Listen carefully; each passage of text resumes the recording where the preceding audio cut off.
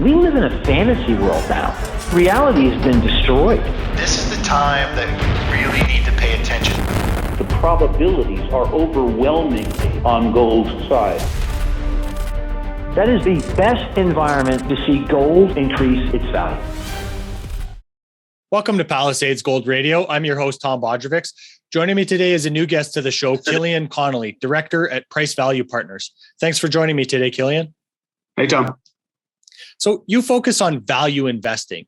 And I want to start by asking you, why is it that you focus on value, and what are the main differences between growth and value investing?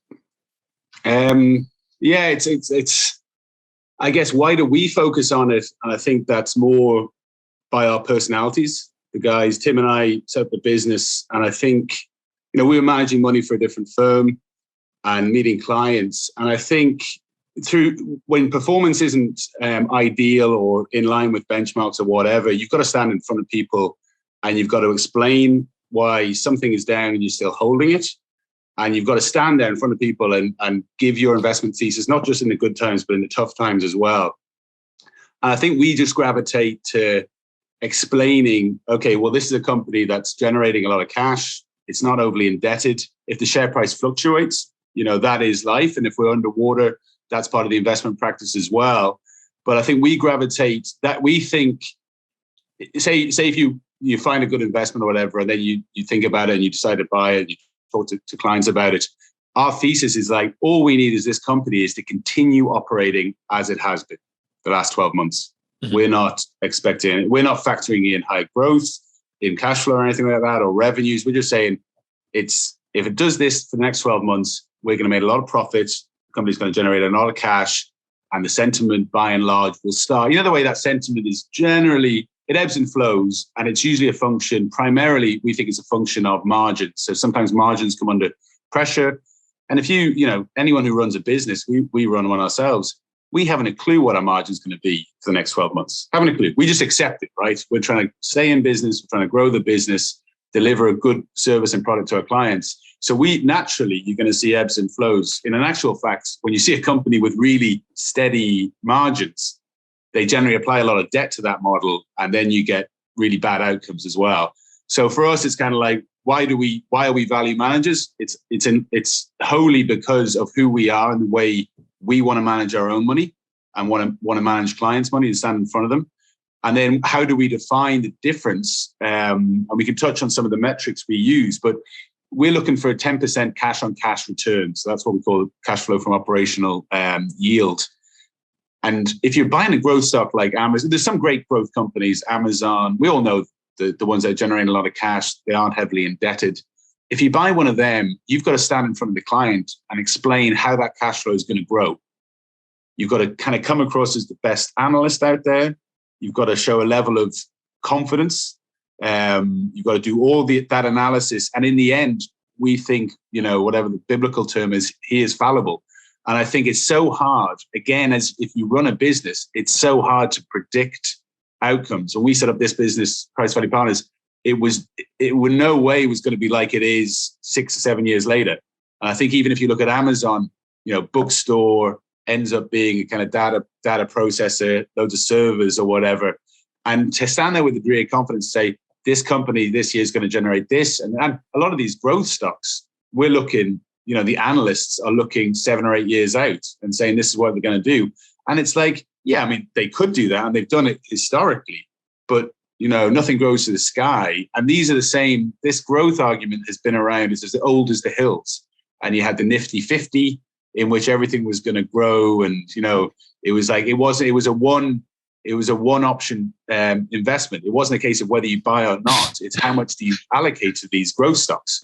And I think that's the distinction. I think we personally just want to buy what we're comfortable buying, but also we are quite, there might be a time when you might want to be a growth investor, but I think at these valuations, it's a dangerous place to be. So when you were saying, the sentiment around value investing, are you seeing some signs that value investing is starting to come back into the minds of investors? Not when we pitch, no one's kind of saying, "Oh, it's great to see you value investors." it's time for me to get out of all the growth stocks. I think if you look at, I think there's a Bloomberg ratio you can do between a value index they have and it's like MSCI value divided by MSCI growth. And we are at, I mean, the chart just dropped out after it started turning in value's favor in 99, but then since 2008 or whatever, thereabouts, it's been huge growth outperformance. When we started the business in 2015 and started trading, we would have shown that graph and said, this is the end, this is going to turn for value against growth. And then actually at the start of 2020, right, we were given a presentation in a club in club in London. And we showed the graph again and we were like, oh, well, it must be turning here. And then we had a call in May with the clients. And they said, oh, can you update that graph? And I said, yeah, I'll do it now. And I was on Bloomberg. And I said, do you know what? I just wouldn't be surprised if even in this instance, growth is outperforming. And sure enough, it made a new high. Mm-hmm. As in value was underperforming even more egregiously in the middle of this nonsense pandemic. Whereas, so it's just like, okay, this is just, we've been beaten down. Value investors have been beaten down. So I couldn't say with any certainty, we're not seeing any signs, but when there is still compelling value. There's no shortage of compelling good companies hitting our metrics or whatever. So in that instance, yeah, there's, it's, we apply a kind of a moving day average just to screen out what are kind of making a new 30-day high. There hasn't been any great uptick in the number of those stocks. So in terms of price action, I don't think we can claim a win against growth. But on that chart, you get very bullish if it was making a 6-month high or a 1-year high. But I imagine this it's not going to be, people always think of it as a rotation as well. It's not like there's some people are going to sell their growth stocks and get out to the value, and that's going to lead to the reversal of the ratio. It's just going to be, they're going to change valuations. There's going to be a bid on good cash flow generative companies with very little debt. And there's going to be, and I imagine it'd be because of inflation and realization that this is not transitory. I think you'll see real margin pressure and real margin erosion on a lot of these growth stocks. And when you see margins collapse, share prices look out below. And I think you're seeing even in the initial, I think it was it Facebook were announcing poor results, and Amazon got hit as well, down 5%, nothing, probably back above where they were. But it will matter. It'll matter at some point, and people will just run for the hills. And so that the ratio will come back, but it's not about some investors going to change their mind. I've never really bought this, wall of cash just swinging in between asset classes and causing, great upswings in some and lows. I think that might even follow some trend changes, some valuation changes. But I have no dog in that fight. All I know on some of the charts we use, if a company continues to operate well, the share price gets there. Mm-hmm. You just don't overthink it. You try and come up with rationales and catalysts or whatever, but just go and play golf. Go and do something else. Don't worry about trying to rationalize when this will happen. Just be happy that you're in a company operating well, and just wait for the share price to recognize those operations. Mm-hmm. So before we get to kind of how you look at and analyze companies and analyze them for value, I'd like to stick with the macro picture a little bit. So given that you have a master's in economic history, what does this time of loose monetary policy remind you of most in history? I think, and I'm probably going to give an out to you for going back too far in history, but in the early 1600s, King, I think it was Philip II of Spain. So even go a bit after that. So a representative of the British Mint traveled over to Spain in 1680 something or other, and he wrote a report about their monetary problems that Spain was experiencing. And this is about, he's come in at 16, so don't quote me on the dates, but he comes in at 1670. He writes a report, and he goes back in time to this 1600 period in which King Philip just decides that he's going to demonetize gold or silver, whatever it was. It was they removed, they started, the government themselves started making these coupons and tokens, and they weren't gold, they weren't silver, they were some copper or whatever equivalent. And so there's huge monetary inflation, as in coins were coming into the monetary base. It led to periods, and I think the quote is, it led to periods of high inflation, periods of deflation. And in the end, in 1660, they went back to a monetary standard. It was too painful for the economy. It was too painful for society. And they ended up going back. And I think in this, that's all that can really happen here. And you can't invest for what this new monetary system can be. Like, I know that's why a lot of people buy gold or whatever. It's not why we buy gold. You can't really say it's going to happen in your lifetime or whatever, but it will happen and it will be forced on by society. I think in the other periods are similar in the 70s. And I think the second question or third question in the first presidential debate between Carter and Reagan was about what about the cost of living and inflation. So it becomes such a societal problem that had to be dealt with. And obviously Volcker was in there and he ended up having to hike the rates. The why I wouldn't go so far as to say that will be the outcome is because with these debt levels, and you must have guests on here saying similar stuff, but you can't you can't beat inflation this time. Mm-hmm. So inflation comes out, I think in our letter we talk about a Bank of England report that said if the base rate in the Bank of England, United Kingdom, goes to 2%, that will have more of an impact on mortgage market rates and prices of houses in the UK than it had in 2008.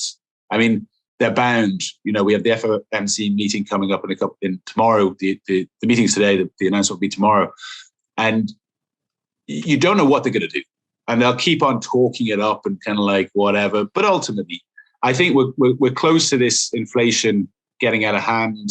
Yeah, and I think I'd probably say it's more like back in King Philip's time. I think ultimately it probably becomes, people call it a financial reset or whatever. I wouldn't use those terms. Monetary systems change. So we had a different monetary system in 1920s. FDR revalued gold, but obviously people were coming on and off gold all the time. FDR, and he gets the famous one because it was America at the time in 33. And then you had Bretton Woods post World War II. Then you had pure fiat, whatever you want to call it, 71. And then even closer to home here, as an Irishman, we had a euro come in 99, which is a complete. Now we were in a pegged currency, say, or certainly a managed currency against sterling, and before that. But then you come into the European Union and it just becomes a gold standard of its own, which is a new monetary system. So you don't need to sound outlandish by saying this monetary system is going to change. And some people on Twitter or on TV will call it the Great Reset, but it's just going to be a different monetary system. There'll be winners and losers. And I wouldn't want to be holding paper promises in that environment. So yeah, it's a long-winded thing. There is, I think Tim, my business partner, quotes something like, there's a famous book from a guy called Eamon Butler that says 20 centuries of wage and price controls, how the government never works out in their favor. Do you know, there's annals and annals of history about governments trying to suppress the price of something for their own benefit or for their perceived societal benefit, and it just never works out. So, you can lead into other things. I think commodities breaking out now is interesting because it's kind of what you'd expect in this environment. But I guess we would have been guilty from over-egging the risk of inflation since 2009. But Killian, while we're kind of on this subject of inflation deflation, I think this is a really interesting point because everybody's so focused on inflation right now that sometimes maybe we can forget that this will kind of happen in a cycle of inflation and then deflation. So how do you see that playing out? And explain to us maybe how we can see deflation as part of this inflationary cycle. Yeah, and it's like Russell Napier is a great economist, and he talks about there will be a deflation shock and then inflation and so on and so forth. He's actually one of the few that have flipped from being a deflationista, and then Corona comes along and he's like, no, that's it, guys. That was the deflation shock I was concerned about. Now we're into MMT, money printing. But in actual fact, it's even if you believe that this is not transitory inflation, it will have to be calmed one way or the other. Mm-hmm. It will just have to be, and that will be a huge deflationary event. So we're all like, we're positioned, we don't want to be in paper promises and all that kind of stuff.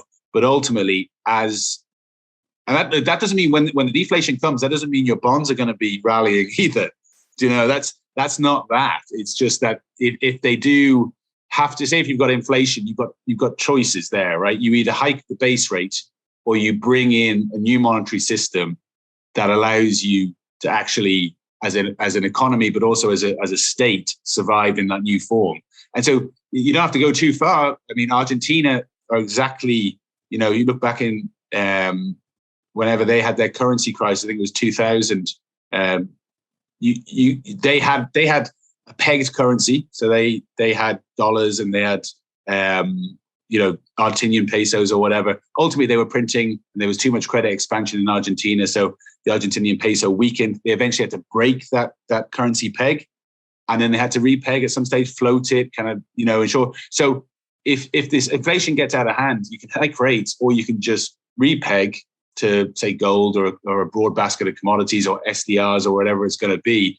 And then you can just revalue your old currency against your new, more harder currency. I mean, in the end, it's the governments that have all the gold bullion. So, but it will be hugely that in that system, if it comes into a kind of a, whether you call it a Bretton Woods system, which was a very controlled monetary base in Bretton Woods system as well, that in of itself is not an inflationary period either. So if we do get runaway inflation and they somehow don't lead to kind of like a huge deflationary event, if they manage it accordingly, you could see something like Bretton Woods coming back with an SDR backing it all. That in of itself, that would be a much fairer monetary system in our view. But then you have the same political manifestations there in which people were jumping, going to the IMF or devaluing against, other currencies as well. So it's with every, I think it's called the Triffin trilemma or whatever. You can only have, any monetary system can have three. It can either have fixed exchange rates, it can have independent monetary policy, or capital controls. You just choose your poison. Mm-hmm. And monetary systems change from one to the other. So in this, if there's inflation, it may be that they don't hike rates. It just means that there's a new monetary system that comes in and cleanses the system. But I would be of the firm belief that there will be a new monetary system for sure, because I look back at history and I see every fiat currency regime not survive. But that does not mean that I think investors should invest trying to predict it. And it does not mean that I have any degree of certainty how long this current fiat system survives and what the next one will really look like. But if you look at that Triffin dilemma, it'll have to have certain characteristics. And with that kind of brings it all a little bit less, crazy kind of like, global reset kind of thing. It's just like, yeah, it's a new monetary system. There has been one, there will be one after that as well. But I think half of it is from a macro point of view, it's just stay away from certain asset classes because there is no economic value behind a bond or cash. So rather than try and predict it by buying Bitcoin or buying gold or whatever, just make sure you're in economic assets that will be revalued in the next monetary system as well, because they have economic value. They will naturally have value in any monetary system. Mm-hmm. And I just feel too many people are like deeply concerned about macroeconomics, about the government, about liberal issues as well. And it leads them to kind of say, okay, well, I'm going to invest on the basis of what I think is going to happen or what my moral suasion is to what should happen. And, like say if you do that and you buy gold and it's down 50%, how do you, I'm not a very good trader. I would not make money trading, speculating in the commodities market. I just know that I'd lose it very quickly. My business partner, Tim, he's the only person that's lost money with Bitcoin on the way up and with Bitcoin on the way down. I mean, the two of us, you do not want us to be traders. Mm-hmm. Yeah, and that's why, like you say, you focus on value. And in your quarterly letter, Killian, you write that you split your investment universe into 4 asset classes to protect against asset manager hubris and overconfidence. So how important is it to question your assumptions, and how do you try to manage overconfidence in your strategies? Yeah, I think if you have any investment manager with a history behind them, the process is born out of mistakes as much as it's born out of good investments. And I think that part at the top of the letter there, where we specify we try to diversify because we want to be in, we don't have too much in commodities, too much in value equity, too much in trend followers. And the bond market is, and that's when we go into the letter, we just talk about, well, yeah, we have a tiny allocation of the bond market, but it is uninvested. It is, if you're unconstrained, there's better options for you out there. But I say that, and I can show you a very well operating business, very little debt, operating really well in today's environment, cheap and all that kind of stuff. I have to show you that. I can't just say, listen, you can't, the bond market's uninvestable. I can show you exactly the bond market's uninvestable, right? Because the yields are negative, and people are lending to Austria at negative rates or whatever. So I can show you that's an object. I think you've also, how do we get away from hubris? You've got to explain yourself as if you're talking to a 5-year-old. Mm-hmm. Because a lot of hubristic kind of like conversations and you're trying to force your opinion down on people. Whereas if you just try and educate people and say, the bond market, we think this about the bond market, and this is why, as in if you lend money to the UK government for 30 years, you get this rate of return. Do you think that makes sense? No. I think a lot of investment managers fail to even have the conversation. Like if you're talking to clients, you're talking, there's 4 of us in the company and we sit in the same room and we talk daily about everything. Sometimes it's about financial markets, sometimes it's about TV programs or whatever it is.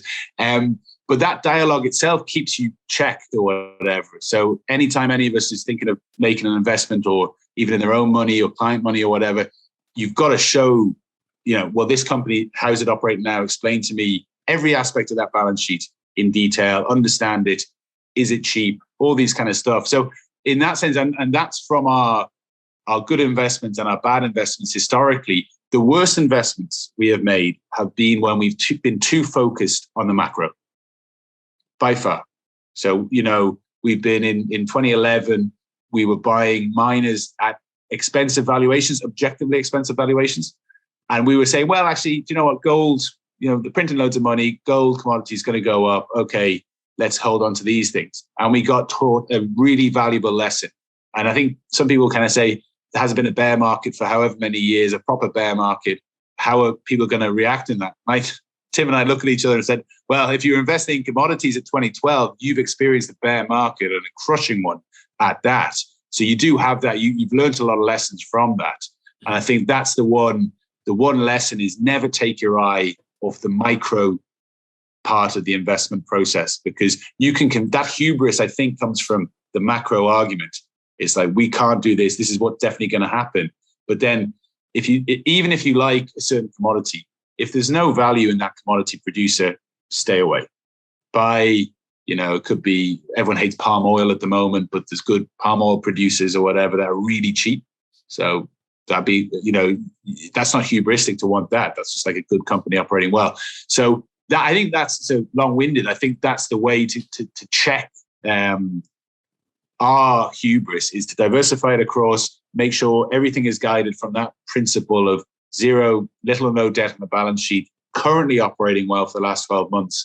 And then we have the large allocation to trend followers, which would be, it'd be reasonably well known by a niche sector of wealth managers. But in actual fact, in the broad sphere, I'd say your average wealth manager maybe hasn't heard of trend following funds. And if he has, they'd allocate about 1% of the client portfolio to, whereas we allocate, thereabouts 20% of, we'd allocate 20% of a typical client portfolio to these vehicles. And they are vehicles that have done very well in periods of those deflationary crises. So 2008, 2000, any time in which there's been a broad market sell-off for a prolonged period of time, they have managed to deliver real strong returns on client portfolios. But they don't necessarily even need that kind of crisis insurance. They can make money so long as some things are trading. So because of all the commodities are trading at the moment, trend followers are having a very, very strong financial year. So when we think about the 4 categories that exist within the portfolio, what are those categories, Killian? So the first category is debt, fixed interest. So it's anything that makes sense that's delivering a real return. So we have a couple of allocations in there that are still giving us what we consider a real rate of return, and it's vehicles that are made up of loans. So it's not government bonds or anything like that. The second allocation is on that list is value equity, which is really any company operating that's not in the resource sector. So we aren't, we're kind of agnostic to which sector is valuable because we're not trying to predict. We're just saying, okay, this, it could be automobile car part manufacturer. There's plenty of them out there, family run, operating really well in this environment. It could be an online dealer broker. So there's all these different things. We'll just look at it, treat every company as the same. We want them making cash flow. We want them little or no debt. And we want them cheap. We want them objectively cheap. So some of these companies are generating a 15% cash flow yield. The third part of our investment proposition is these trend following funds. And that's simply the difference between a trend following fund and a macro discretionary trader is imagine that you look up, you see all the positions that, let's call it Brevin Howard have, right? So Brevin Howard are they might be long bonds, they may be short gold, they may be long corn, all these different things. And they will make that decision sitting around in a committee saying, with corn, I think there's a problem with supply coming up. We should be long corn.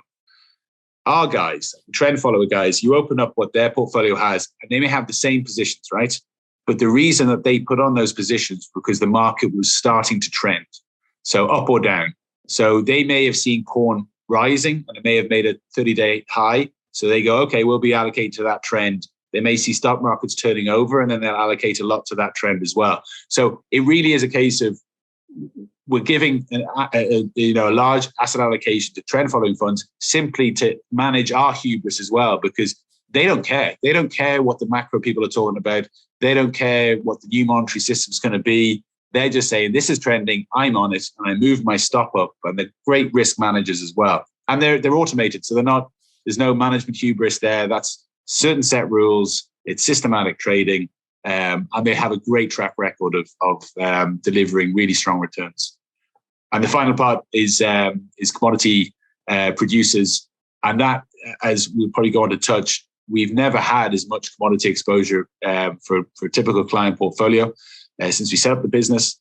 And that is in wholly part to what the opportunity set we're seeing from a bottom up micro. So we were talking about kind of a typical value equity stock might give us 15% cash flow yields. Some of our mining companies with no debt are giving us upwards of 35, 40% cash flow yields. So to put that into context, if you took those companies private and bought all the outstanding equity and debt, you'd be making 40% of your money back in the first 12 months. And that's valuations. We have seen them in this sector before. I think you guys would, the channel would be aware, the end of 2015, a lot of mining companies are being given away. We're generating really strong cash flow yields. This is almost, in terms of sentiment and opportunity, it's similar to that timing. Mm-hmm. And so whilst we're seeing all this kind of there's a lot of people talking about inflation, I think the reason why we're able to pick up such bargains at the moment is because I think people really do believe that this is more transitory than, something that they may want to allocate to over the next 5 or 6 years. Mm-hmm. So going back to, really drilling down into thinking about how you guys look at and analyze these companies, the equity category shows an interesting chart of a U.S. agribusiness, Seabord Corporation. And it shows us that it continues to act as proof over the medium term. Share price performance is driven by the compounding of the economic value of the firm. So can you explain how that compounding of the economic value of the business works? Yeah, so in that letter, and that's our investment thesis, probably could be easily better explained in words. I'm sorry, my writing's a little bit laborious.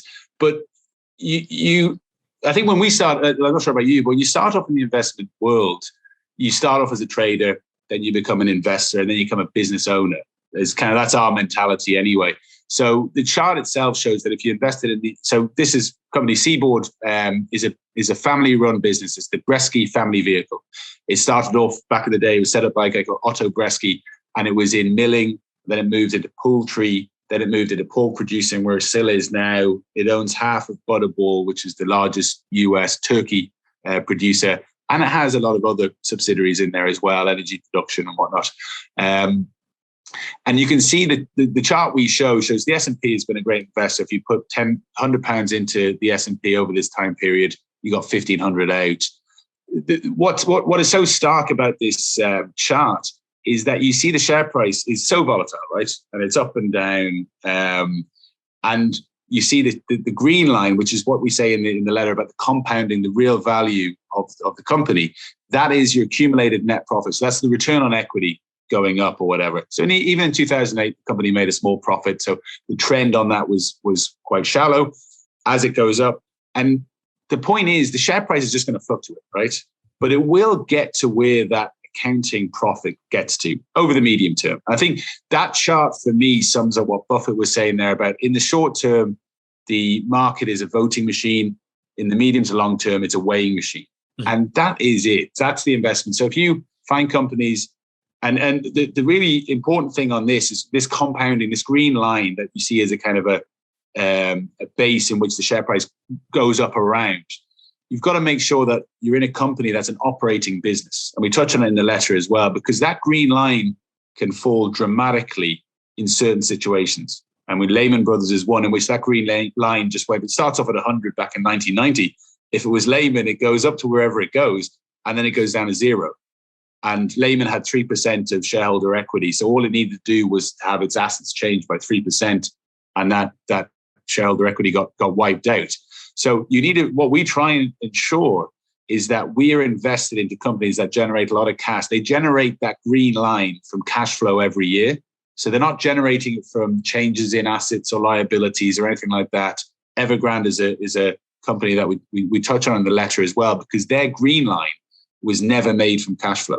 It was only made from repricing their book in Chinese property. And ultimately, when that property got written down, the company went insolvent. And the white line, which is the share price of Evergrande, went down to meet the green line, which was both of them met at zero. So they do track or whatever. And I think as a visual representation, Tim always says he wished he'd seen this kind of a chart 30 years ago, because it would save a lot of the angst of like when you're in a good company and it's continuing. I think there's probably a lot of people who are invested into say gold miners over the last 12 months, and they've seen this white line falling. And they're like, oh my God, is this because of X, Y, Z? Is there a problem with the company?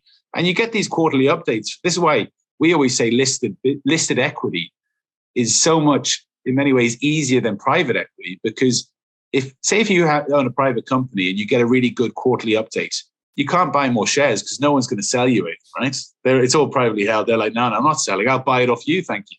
Whereas a listed company, every day it's on sale. So if your company has a good quarter and the share price is falling, you can just buy some more.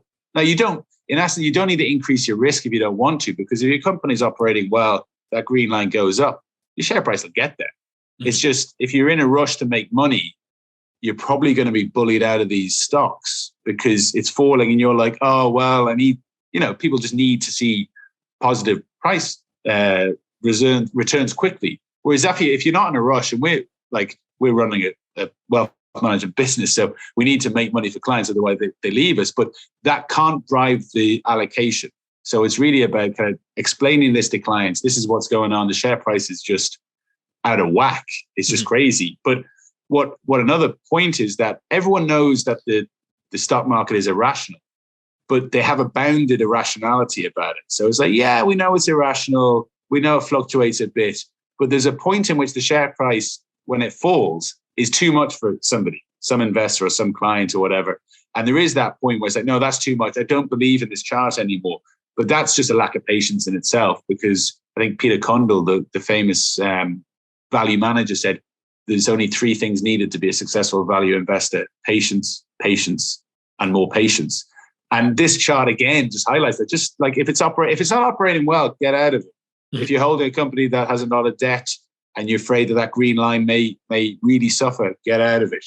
But if it's still operating well, at least stay in it. And if not, buy a bit more if you have that risk appetite.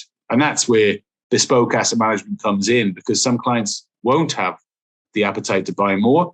And then some clients will understand that chart and be like, okay, this is what's going on. But on an aside, we had, in terms of some commodity companies we own, you'd show them this chart, you'd show the clients or your fellow investors, this is how it's operating. And rather than accept that the market's irrational, some people will say, is it a fraud? It's like, no, it's not a fraud. It's a listed company. It's, it's got banking relationships, it's whatnot. It's operating well. But that's where some people's minds will go, rather than appreciate it's just irrational. It's just a little bit more irrational than you thought it would be. That's it. Mm-hmm. And like when you say in the letter, you can look at the balance sheet of company, look at how much debt they have, and see where their returns are coming from. And that can give you a better idea of, theoretically, if they're a fraud or not, right? Yeah. And I just think it's never, Buffett said something, I'm sorry to labor on Buffett or Connolly or whatever, but as you can imagine, if we're we were talking about this stuff, brothers in arms, when value managers have underperformed so much as value managers have recently. But Buffett talks about how it's quite simple, value investing. I think he'd even call it just investing. It's quite simple. He's always surprised why not many people do it. They prefer to do the other thing, which is whether it's either growth or kind of predicting, momentum trading, for want of a better word. But it is quite simple, and it's never been easier, because when Buffett started off, he would have had to, you weren't getting quarterly updates from your companies. You would have had to kind of like go and try and find the annual report. They weren't publicly available. All these different things. It's so easy now to get this information, but it doesn't seem to necessarily translate into more people doing it. It's, he said himself, it's people try and make something easy quite complicated. And I think that's fair. But I also do believe that you get out of the market what you want. And if you want sex, drugs, and rock and roll, this is not for you. Even if you saw a chart like this, you'd be like, nah, that's not for me. I want higher return than that. I want more volatility. But you can actually, with Bloomberg's one of our biggest expenses, but with that, you get these updates. As soon as it comes out, the company reports, we get to see all these line items, cash flow from operations. And it just means you can never take, as much as we labor at the point, Bloomberg gives us this data, you can never take the data at face value either. You've got to go in terms of cash flow from operations. There's about 8 adjustments we make where it can look, as I was saying, Evergrande in the letter, it made cash flow from operations, positive cash flow from operations twice in the last 20 years, one of which was the last 12 months, right? And so if you're looking at it, you're going, well, it's suddenly become a good company. And it became a good, it had a positive cash flow from operations because it didn't pay its suppliers and it didn't pay its taxes. And so, but if you were looking at it, you're like, oh, it's had a good cash flow year, EBITDA is okay. And you're like, and it's about to go to the wall. Mm-hmm. So you've got to kind of there's about 8 adjustments we made to cash flow. There's about 3 or 4 we make to the EBITDA figure. And it's not rocket science. It's not like, we're not calling up anybody to try and find information that's not readily available. And it's a case, the debt level is so important in terms of risk, because it can just mean that your company can't do the ebbs and flows of industry. It can't survive them. Because if something is we're talking about bounded irrationality in our understanding of the markets, but also if you think, well, the margin could fall to this, but it could fall a little bit more, And if you've got a bit of debt, it's just that last bit of margin for you. Like, we would have survived but for that. Whereas if you've got no debt or you've got no net debt, which is another important metric to look at, you can just serenely sail through. It's not to say the share price will serenely do anything for you. Mm-hmm. But again, that green line is what a lot of investors do not focus on. And they focus too much on the white line for us, for our purposes. But it's great. It means that, we can, in some ways, differentiate ourselves, but also just because no one else is doing it doesn't mean that we shouldn't be doing it. Mm-hmm. So how do you get that metric? Is that a Bloomberg metric? You can work it out yourself. We use the Bloomberg's return on equity, but it's simple. So say if you looked at it, if you're on the Seabord chart there, say at the end of 2009, whatever that figure, that data point is, you just get a 2009 annual report. Mm-hmm. And you just add up all the assets. And obviously people will talk about, well, there's tangible and intangible assets or whatever. Let's stay away from that conversation for now. And then you just minus the liabilities. And it'll actually be in any annual report, there'll be a little line called shareholder equity or members capital. There's a few different terminologies depending on the nature of the business or the jurisdiction. And it will give you that figure. So really it's the value of the accounting value of the company for the shareholders every year is reported. Now it's also reported every quarter, so you get a good data set on it. But yeah, it's I did the CFA or whatever, this wasn't part of, CFA teaches you about option pricing and all this kind of stuff. And just like, well, they could have done well to labor a little bit more on the inherent value of the company. Mm-hmm. So when we're taking this growth of economic value versus share price model into account, is this what makes gold miners to you such an attractive sector? Yeah. No, I wouldn't want to say that at the moment, certainly. Yeah. At today's prices and in certain, like, if you want to buy a commodity company and you want to hold it for like, you just say you want to hold it, you don't know when you're going to sell it, you like it, it's making a lot of money. You really want to be in a jurisdiction that you're comfortable about. I think Sudan recently, there was a military coup.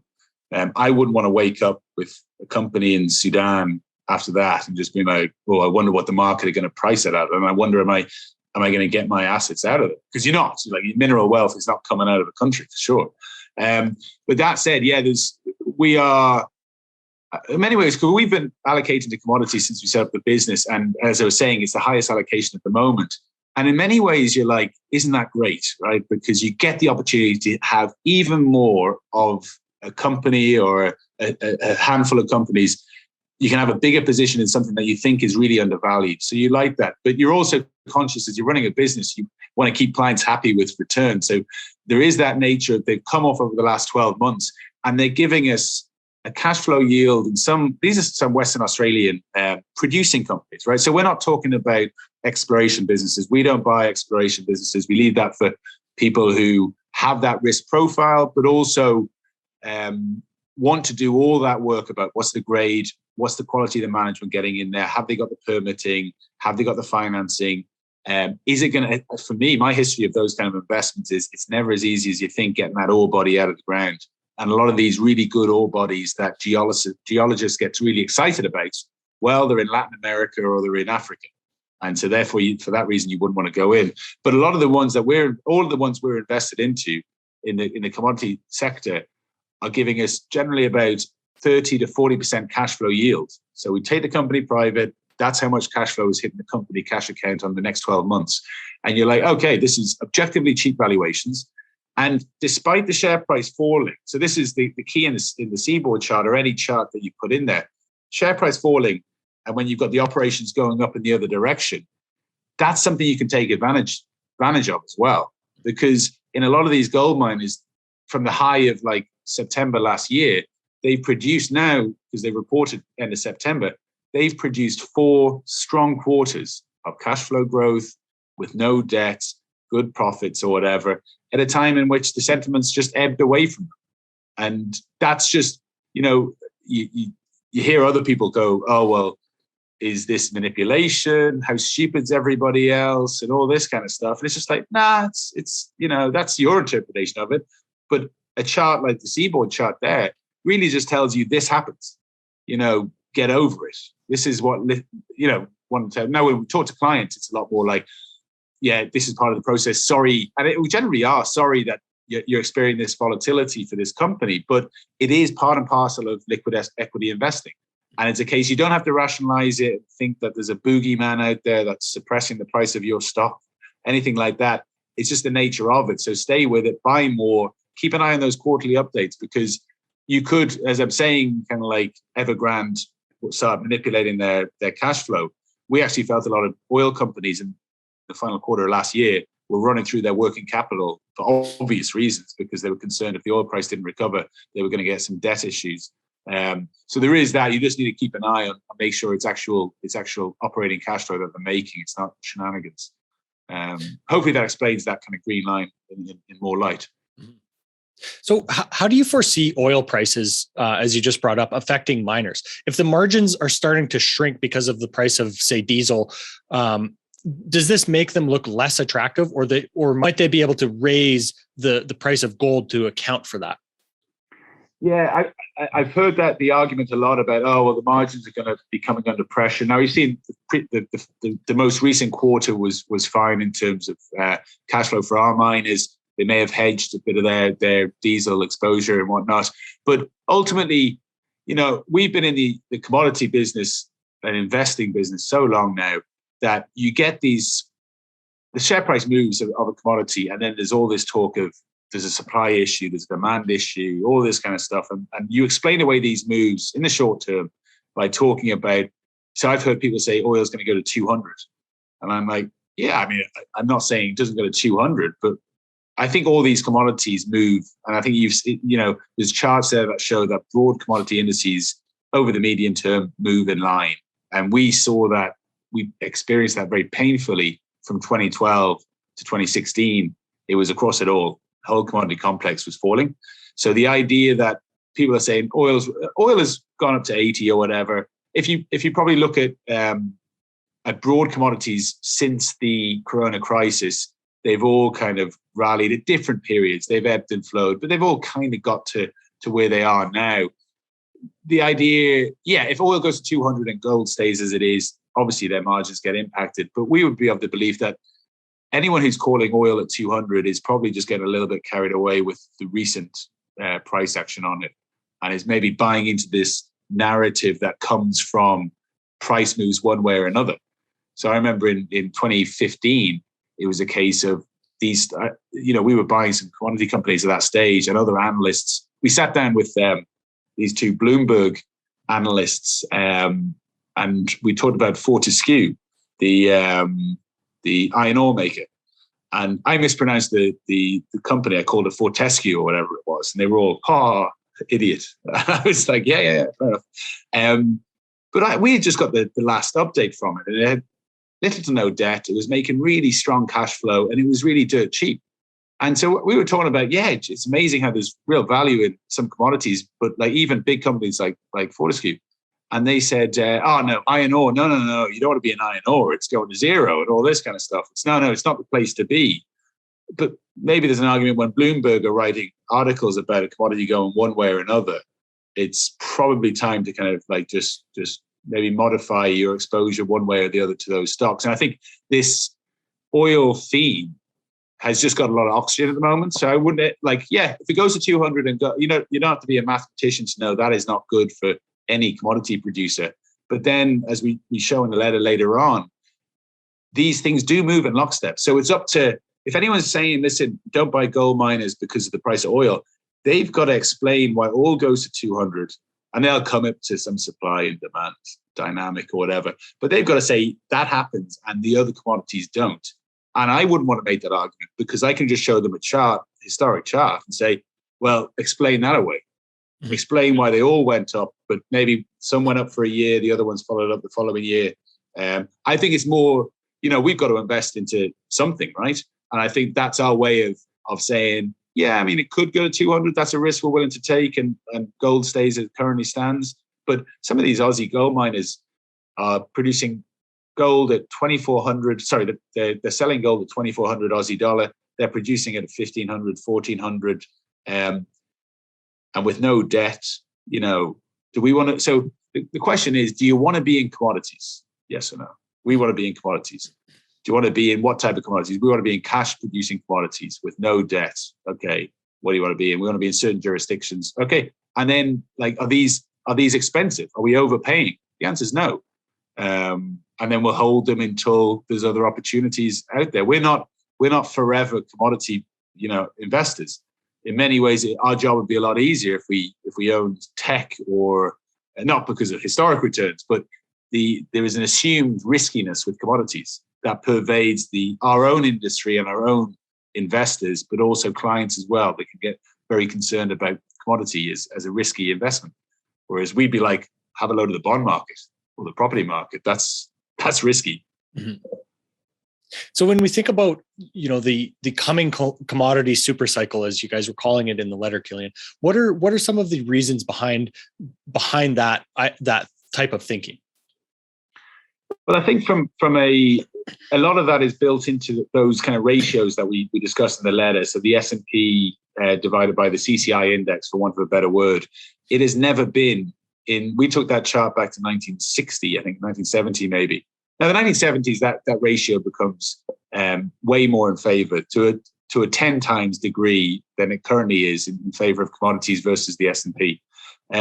So for us to get kind of conviction that this is something you want to be in, people call it a super cycle or whatever, it is that ratio that we're leaning on heavily to say, okay, commodities have never been cheaper versus financial markets. And financial markets aren't as expensive as bonds, say, right? So the S&P certainly isn't expensive as bonds. So S&P then, commodities have never been as cheap. Okay, can we buy cheap commodity producers? Because if you can't find cheap commodity producers, you should look at that chart again and say, is there something we're not seeing in this chart that's exaggerating commodity? Because obviously a lot of technology allows us to make a lot more commodities than we could do 50 years ago. So you've got to kind of like, that chart says, hey, can you find good cheap commodity producers? Yes, we can. So it's really a bottom-up narrative. Now, if you wanted, you don't need to go to the macro to think commodities for the next 5 or 6 years, 10 years is a better place to be than the S&P. I think that ratio gives you that indication. But if you want to go to the macro, the idea of, why do we want to be in commodities? And I think inflation is the answer here. Are we concerned about inflation? And I think in the nature of the size of the state in the Western world, to the degree to which it's got, the plans of what these politicians have in place, the role of the central bankers these days, which is more about wealth effect, it's more about all these kind of concerns about society, and it seems to be very unconcerned about inflation. And I think that's a narrative we would say, is that true? I'd say yes. I'd say that they have bigger concerns now than letting inflation rip. And, we FOMC meeting up tomorrow or whatever. We point in the letter, if they allow the interest rates in the UK, there's a Bank of England study. So take that with a pinch of salt, right? But the Bank of England study says that if interest rates get back to 2%, that will have a bigger impact on the mortgage market than in 2008, in what was going on in the depths of a global financial crisis. So are they going to, as we get inflation, as it is it was always part of our system. You print loads of money, you're going to get inflation. It seems to be getting out of hand. And the way historically in this monetary system that you quell inflation is by hiking interest rates. There is, because of wealth effect, which is not many people talk about the wealth effect angle, but these guys are obsessed with it. The central banks are like, okay, well, if they talk about, debt deflation dynamics or whatever, if asset prices fall, people don't spend, all this is what they truly believe. I think it's a lot of mumbo jumbo economics, to be honest, but what do I know? But either way, they do believe this, and they're going to be saying, okay, well, wealth effect is one thing. We don't want interest rates to rise because that will be more costly for the state to finance our huge, ever expanding debt. And they'd have to hike interest rates to really get control of inflation. And then the idea that they're going to be a small state, there's no Thatcher out there.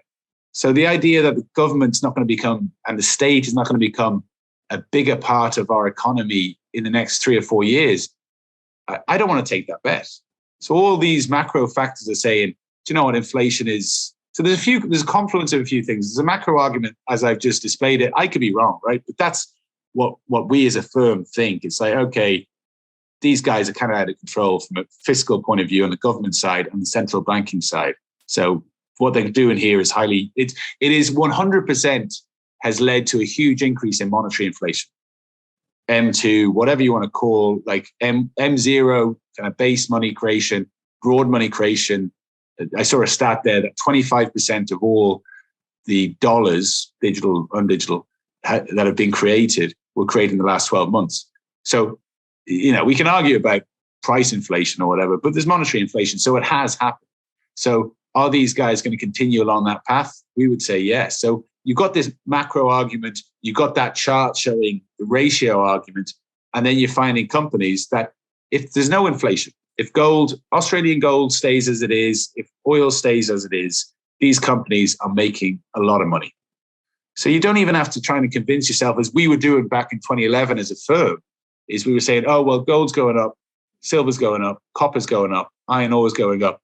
These companies will do really well for us. They'll make a lot of money. And, it doesn't work that way. You can be wrong about your macro analysis. And I think to buttress that with, what I've just explained there, which is just our firm opinion, my opinion about what the macro outlook looked like. But if you can buttress it with, well, we have these really cheap commodity producing companies as well, isn't that great? And that's why I think, we could go back to anyone who was buying commodities at 2015, end of 2015. It doesn't take long for these things to change price. there's a lot of angst in the gold mining sector at the moment. So I say, when are the beatings going to end? And then ultimately, it can change around very quickly because of the operations. The operations are so strong here that we don't believe that the share prices are going to continue to fall, and even are going to stay. I think we'll be making new highs in a lot of these gold miners in short order. But I can only make that prediction, or whatever you want to call it, because of how these companies are so cheap and how they're operating. We've been in them before, similar feelings to the end of 2015, and the share price reacted quite quickly. Excellent, Killian. I think that's a great place to kind of wrap up. Do you have anything else you'd like to share with our listeners before we do?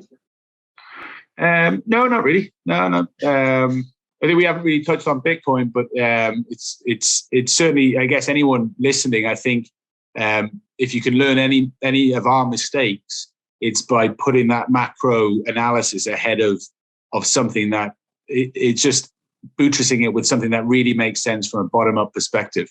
And I just caution against anybody that is trying to invest their money for the long term in something that A, they don't understand, but B, they're trying to predict stuff happening. And if we can leave it with that as a kind of a salutary message of just be very careful of hubris and overconfidence in what is to come, because it can really change quite quickly and quite dramatically. Mm-hmm. Excellent words there. Of course, Killian, you guys are available at pricevaluepartners.com. There's a bunch of Tim's writing up there. And of course, on Twitter at PriceVPartners. Anywhere else you'd like to point to? No, we have a website, www.pricevaluepartners.com. And that's, you might have said that. That's the only two. I think follow, if you want to have a bit of a laugh, follow Tim Price. He's quite animated, a business partner on Twitter. And he's always good for a laugh. Excellent. Thanks so much for your time today, Killian. Not at all. This podcast is for general informational purposes only. Nothing on this podcast should be taken as investment advice. Guests on this show are not compensated for their appearance. Listeners are urged to educate themselves and make their own decisions. Do not base any investment decisions on the information contained. To view our full disclaimer, please visit our website.